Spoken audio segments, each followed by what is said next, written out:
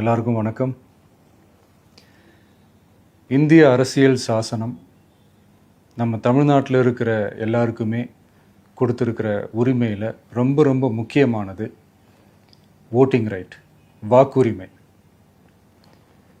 ஒரு மனுஷன் உயிரோடு இருக்கான்றதுக்கு அடையாளமாக இருக்கிறதுல அவனோட ஓட்டுரிமை ரொம்ப முக்கியம்.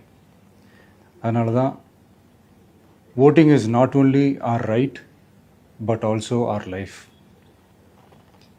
ஒரு முக்கியமான விஷயத்தை பற்றி இப்போ நான் உங்ககிட்ட ஷேர் பண்ண போகிறேன். இது நான் ஃபஸ்ட்டு கேள்விப்பட்ட உடனே எனக்கே ரொம்ப ஷாக்கிங்காக தான் இருந்தது.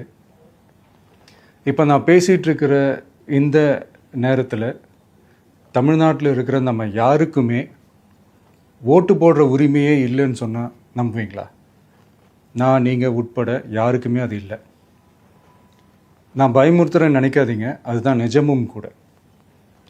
கொஞ்சம் ஏமாந்தால் நம்மளை மாதிரியே இன்னும் லட்சக்கணக்கான பேருக்கும் இதே நிலைமை தான். ஓட்டு போடுற அந்த உரிமையே இல்லாத மாதிரி ஒரு நிலைமை வந்தாலும் வரலாம். இதுக்கு மெயின் ரீசன் அந்த எஸ்ஐஆர், ஸ்பெஷல் இன்டென்சிவ் ரிவிஷன், சிறப்பு தீவிர திருத்தம். இப்போது இந்த எஸ்ஐஆர் நம்ம தமிழ்நாட்டில் எப்படி ஒர்க் ஆக போகுது? கடந்த ஜனவரி மாதம் எடுத்த அந்த கணக்கெடுப்பில் 6,36,00,000 வாக்காளர்கள் நம்ம தமிழ்நாட்டில் இருக்கிறாங்க. ஆனால் அவங்க யாருக்குமே இந்த ஓட்டு போடுற உரிமையே இல்லை. அந்த பிஎல்ஓன்னு சொல்லுவாங்க, பூத் லெவல் ஆஃபீஸர்ஸ், வாக்குச்சாவடி நிலை அலுவலர். அவங்க தான் வீடு வீடாக போய் அந்த ஃபார்மை கொடுப்பாங்க. அதை நம்ம ஃபில்அப் பண்ணி கொடுக்கணும். அதை தேர்தல் ஆணையம் அதை எடுத்துகிட்டு போய் அதை ஸ்க்ரூட்டினைஸ் பண்ணி அது எல்லாமே கரெக்டாக இருக்கான்னு செக் பண்ணி பார்த்ததுக்கப்புறம் அந்த வாக்காளர் பட்டியலை வெளியிடுவாங்க. அந்த வாக்காளர் பட்டியலில் நம்ம பேர் இருக்கணும், அப்போ தான் நம்மளால் ஓட்டு போட முடியும். அந்த புது பட்டியல் வர்ற வரைக்கும் நம்ம வாக்காளர்களான்றது அது உறுதியே செய்ய முடியாது. இன்கேஸ் அந்த புது பட்டியலில் நம்ம பேர் இல்லைன்னா அது ஒரு தனி ப்ராசஸ், அது ஒரு தனி ஃபார்ம், அது ஒரு தனி கிளைம்ன்ற மாதிரி அது ஒரு வேறு வேலை. ஸோ இந்த மாதிரி நிறைய சிரமங்கள் குழப்பங்கள் இருக்கிறதுனால மக்களுக்கு இது மேலே ஒரு கன்ஃபியூஷன் ஒன்று இருக்குது. இது என்ன வெரிஃபிகேஷனா இல்லை ஒரு மறைமுக ரீரெஜிஸ்ட்ரேஷனா இல்லை இது ஒரு நியூ ரெஜிஸ்ட்ரேஷன் மாதிரியே தானா அப்படின்ற மாதிரி நிறைய கன்ஃபியூஷன் இருக்குது. அவங்க செய்ய வேண்டியதெல்லாம் ஒன்று தான். இந்த மாதிரி வீடு வீடாக போய் அந்த என்யூமரேஷன் ஃபார்ம் நம்ம ஃபில்அப் பண்ணி கொடுக்கும்போது அதுக்கான அக்னாலேஜ்மெண்ட்டை அந்த பிஎல்ஓ அந்த ஆஃபீஸர்கிட்ட இருந்து நீங்கள் வாங்கிக்கணும். அது ரொம்ப ரொம்ப முக்கியம்.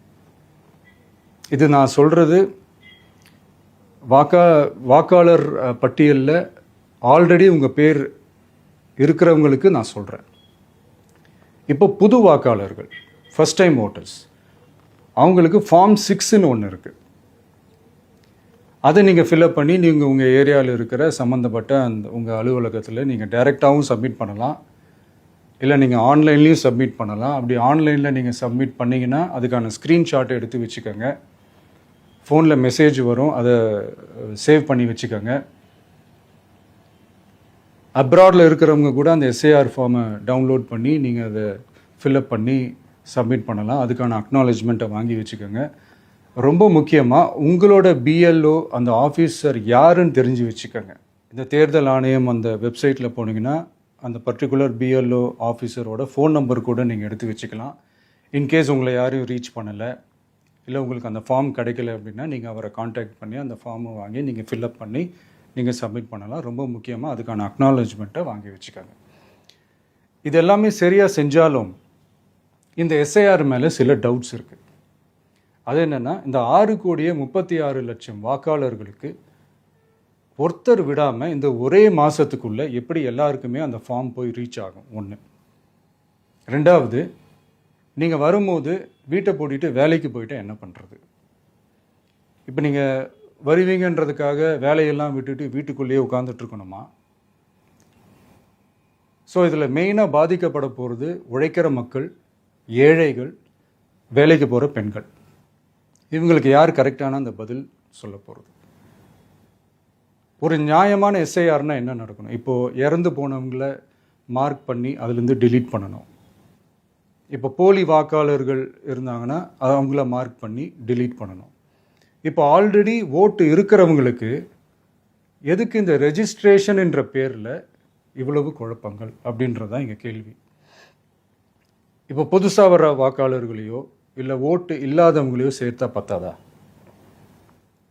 இப்போ ரீசெண்டாக நடந்த இப்போ எலெக்ஷன் 2021, 24 எப்படி எல்லாருமே ஓட்டு போட்டோம்? அதில் ஓட்டு போட்டவங்க கூட இப்போ புதுசாக ரெஜிஸ்டர் பண்ணணும்னா அது ஏன் அந்த கன்ஃபியூஷன் அப்படின்றத நாங்கள் கேட்குறோம். அதனால தான் நாங்கள் எஸ்ஐஆரை எதிர்க்கிறோம். இப்போ புதுசாக சில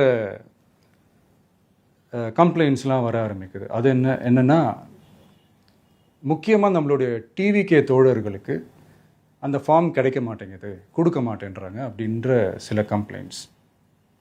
இது யார் பண்ணுறாங்க அப்படின்றது நான் தான் சொல்லி தெரிய வேணும்னு ஒன்றும் அவசியம் இல்லை உங்களுக்கு.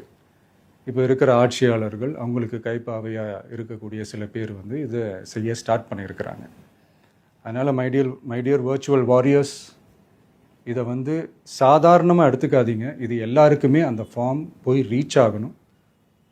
இதில் ரொம்ப உறுதியாக இருங்க. அதையும் மீறி உங்களுக்கு அந்த ஃபார்ம் கிடைக்கலன்னா இருக்கவே இருக்கும் ஆன்லைன்.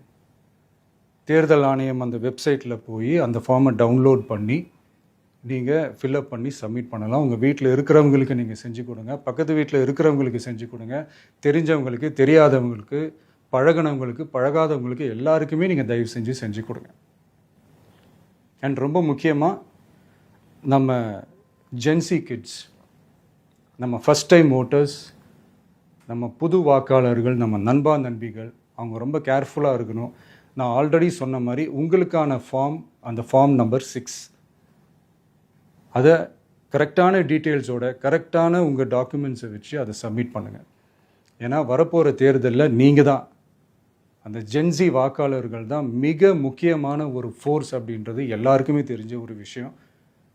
அதனால் உங்களை டிஸ்டர்ப் பண்ணுறதுக்கு, உங்கள் பேரை அதில் இன்க்ளூட் பண்ணாமல் செய்கிறதுக்கு என்னென்ன வேலைகள் செய்யணுமோ, என்னென்ன தில்லுமுள்ளு வேலைகள் செய்யணுமோ எல்லாமே அவங்க செய்வாங்க. இது நமக்கு எல்லா திசையிலையும் எல்லா பிரச்சனைகள் கொடுத்துட்டு தானே இருக்கிறாங்க. அது டிஃபால்ட்டாக நடந்துட்டு தான் இருக்கும், அது ஒன்றும் பண்ண முடியாது. ஸோ அந்த மாதிரி ஓட்டு போடுற விஷயத்துலேயும் அவங்க என்ன உத்தரமராக மாறவா போகிறாங்க? நான் சில மீட்டிங்ஸ்லலாம் ரிப்பீட்டடாக ஒரு விஷயம் நான் சொல்கிறேன்ல, 2 பேருக்கு நடுவில் தான் போட்டி அப்படின்ட்டு. அது மேடைக்கு மேடை அவங்க அதை ப்ரூவ் பண்ணிகிட்டு இருக்கிறாங்க. அதனால் தோழர்களே, வரப்போகிற தேர்தலில் நம்ம யாருன்னு காட்டணும், நம்ம பலம் என்னன்னு காட்டணும். அதுக்காக அந்த பலமான, அந்த பவர்ஃபுல்லான ஆயுதத்தை நம்ம கையில் எடுக்கணும். அந்த ஆயுதம் வேறு எதுவுமே இல்லை, ஓட்டு, வாக்கு, ஜனநாயகம். அது இருந்தால் தான் நம்ம அந்த வெற்றியை நோக்கியே நம்மளால் பயணிக்க முடியும். தமிழ்நாடே அந்த வாக்குச்சாவடி முன்னாடி திரண்டு நிற்கணும். அதை பார்த்துட்டு தமிழ்நாடே தமிழக வெற்றி கழகமா இல்லை தமிழக வெற்றி கழகம் தான் தமிழ்நாடா அப்படின்ற மாதிரி இருக்கணும். வீடுன்னு ஒன்று இருந்தால் தான் ஓடு மாற்ற முடியும்னு அறிஞர் அண்ணா அவர்கள் சொல்லியிருக்கிறாங்க. அந்த மாதிரி ஓட்டுன்னு ஒன்று இருந்தால் தான் இந்த நாட்டையே காப்பாற்ற முடியும். அப்புறம் இன்னொரு முக்கியமான விஷயம், அந்த எனிமரேஷன் ஃபார்ம் நீங்கள் ஆன்லைனில் நீங்கள் ஃபில்அப் பண்ணும்போது அதில் ஒரு சில ப்ராப்ளம்ஸ் வர்றதுக்கு வாய்ப்பு இருக்குது. அது உங்களுடைய ஓட்டர் ஐடியில் இருக்கிற உங்கள் பேரும் ஆதார் கார்டில் இருக்கிற பேரும் அந்த ஸ்பெல்லிங், இனிஷியல்ஸ் எல்லாமே ஒரே மாதிரி இருந்தால் தான் அது அக்செப்ட் ஆகும், இல்லைன்னா அக்செப்ட் ஆகாது. அது கொஞ்சம் கேர்ஃபுல்லாக பண்ணுங்கள். அது கொஞ்சம் யூசர் ஃப்ரெண்ட்லியாக இருக்கலாமேன்னு கேட்டதுக்கு அதெல்லாம் முடியாது, அதுக்கெல்லாம் வாய்ப்பு இல்லை, அதுக்கெல்லாம் ஆளுங்க இல்லை, பண்ண முடியாதுன்னு ரிப்ளை பண்ணிட்டாங்க. ஸோ அதனால் மைடியர் டிவிகே தோழர்களே, மைடியர் ஜென்சி படை பலமே, உஷாராக இருங்க, கான்ஃபிடெண்ட்டாக இருங்க, நல்லதே நடக்கும், வெற்றி நிச்சயம்.